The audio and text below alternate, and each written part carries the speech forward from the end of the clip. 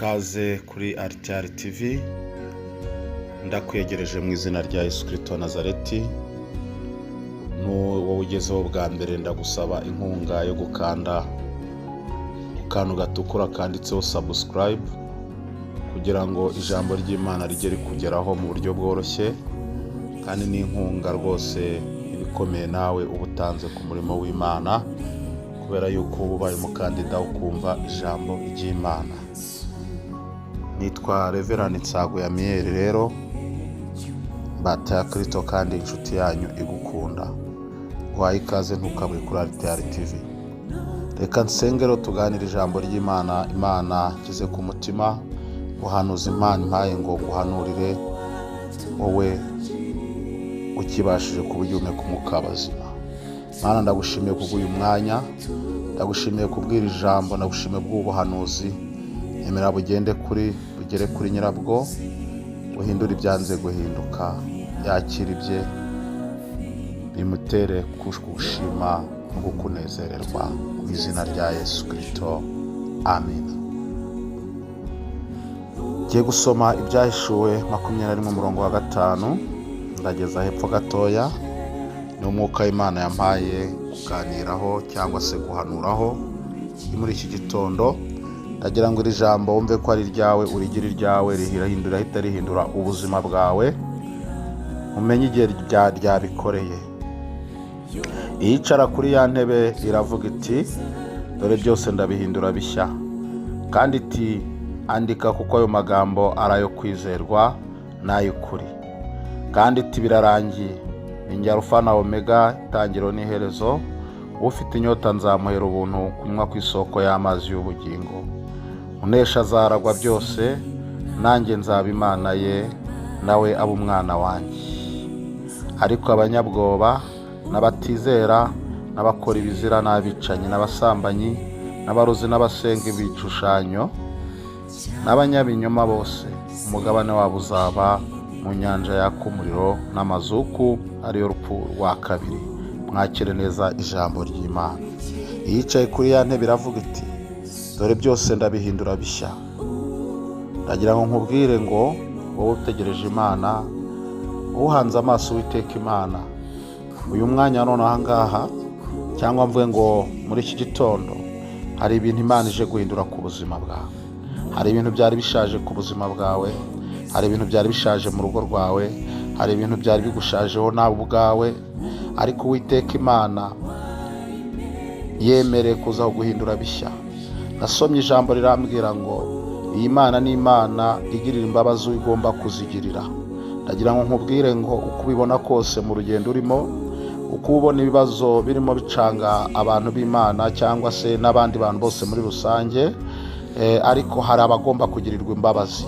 Niko ijambo ry'Imana ryavuze, niko Imana yivugiye ngo ngira imbabazi aho ngomba kuzigirira.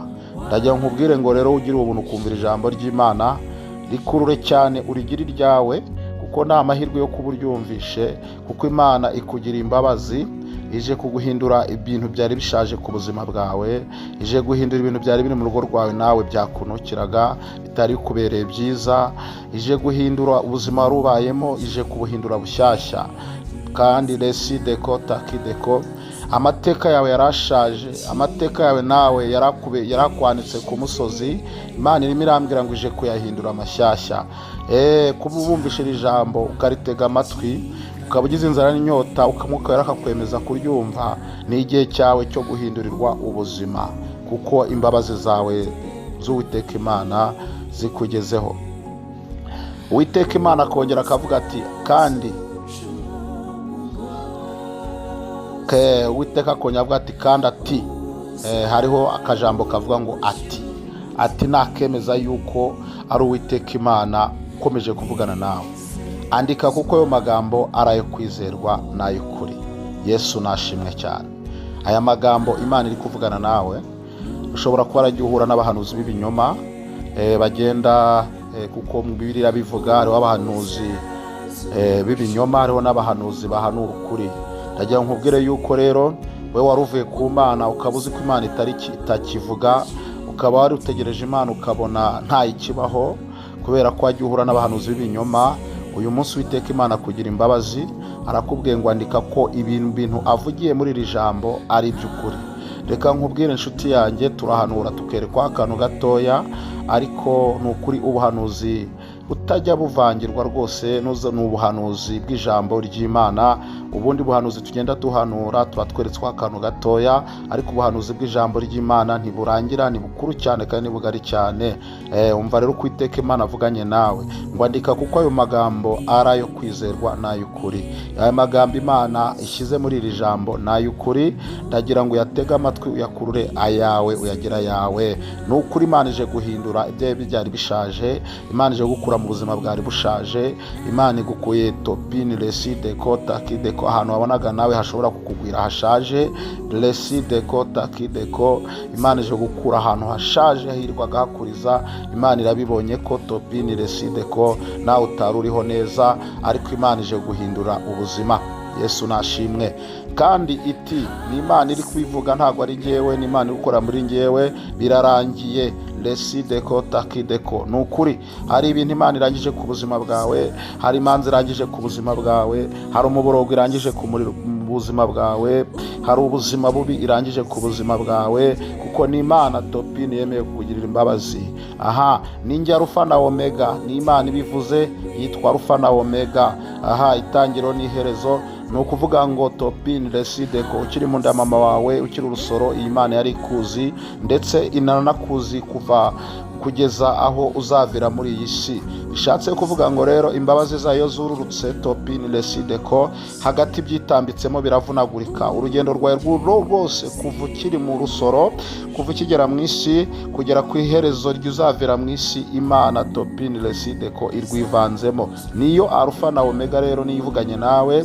Igihe cy'umubabaro kirarangiye, ikindi cyazamo topini resi deko taki kirahuramo n'ingorane. Ngo itangiriro n'iherezo, uko byatangiye Imana yari ibizi, niyo ishyizeho iherezo ku buzima bwawe topini resi deko. Ndimo ndavugana n'umuntu ukizeye ko Imana ivuga, ndimo ndavugana n'umuntu wiringiye ko Imana izamugirira neza, ndimo ndavugana n'umuntu wategereje Imana topini resi deko taki. Uko uwo muntu ugitegereje Imana, uwo muntu ukiringiye Imana kwivuga, uwo muntu utarayiteye umugongo, ari niwe ugomba kugirirwa imbabazi, ugomba kugirirwa imbabazi. Kandi nawe niba wari waraguye ukayitera umugongo ukihana, ukajya mu bibumbano, mu bikorano, ukajya kwishakira ibigirwamana, iri jambo riguhindure, kubera yuko topini resi deko intebe y'imbabazi y'Uwiteka Imana iracyahari. Uwiteka Imana aratopini, aracyatanga imbabazi by'abantu bihane. Ufite inyota nzamuhera ubuntu kunywa ku isoko y'amazi y'ubugingo. Ndagira nkubwire ngo hari isoko y'ubugingo tugiye guherwa ubuntu. Hari amazi uherewe ubuntu, hari amazi ugiye kunywa nta kiguzi, hari amazi ugiye kunywa atari uko wagize ute wasenze cyane, hari amazi ugiye kunywa atari uko uri mwiza cyane, ahubwo hari amazi y'ubugingo uherewe ubuntu. Ijya amazi y'ubugingo rero, ubugingo ni ikintu kitagurwa ifeza, ni ikintu kitagurwa izahabu, ni ikintu kitagurwa topini resi deko takideko. Kuba ufite amashuri menshi ni ikintu kitagurwa, kuba uri igishongore, oya. Ubugingo ni amazi duhererwa ubuntu. Ikintu dusabwa nta kindi, ni ukwemera Yesu Kristo nk'umwami n'umukiza, tukamutegereza, tukamwubaha, tukamwizereramo. Hari isoko rero topini resi deko, iyo twiragije mu maraso ya Yesu, tukayacira bugufi, tukayubaha, tukayaha agaciro, tukayizereramo, hari n'ubugingo buhoraho.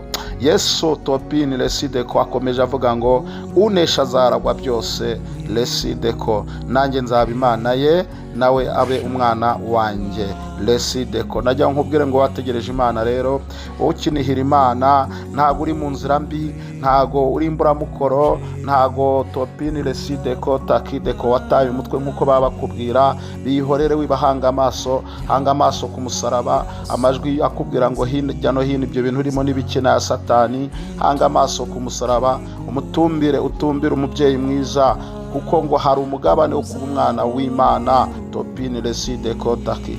Jya mbwira abantu nkababwira ngo twese turi ibiremwa by'Imana, ariko twese ntago turi abana b'Imana. Unesha azaragwa byose, nanjye nzaba Imana ye, nawe azaba umwana wanjye. Uzaba umwana w'Imana cyangwa uri umwana w'Imana, ni umuntu ubasha kunesha, ni umuntu ubasha gufata ibyifuzo bye byose akabiharira Yesu, akamwiringira, akamuhanga amaso. Kandi hari umugabane Topini Reside ko kuragwa, hari ubutunzi tugomba kuragwa. Rero hari ubuzima tugomba kuragwa, kandi twitwara neza, dukomeza tugahanga Imana amaso tukiri muri iyi si. Hari ubutunzi tuhafite, no mu ijuru burahari. Yesu nashimwe cyane.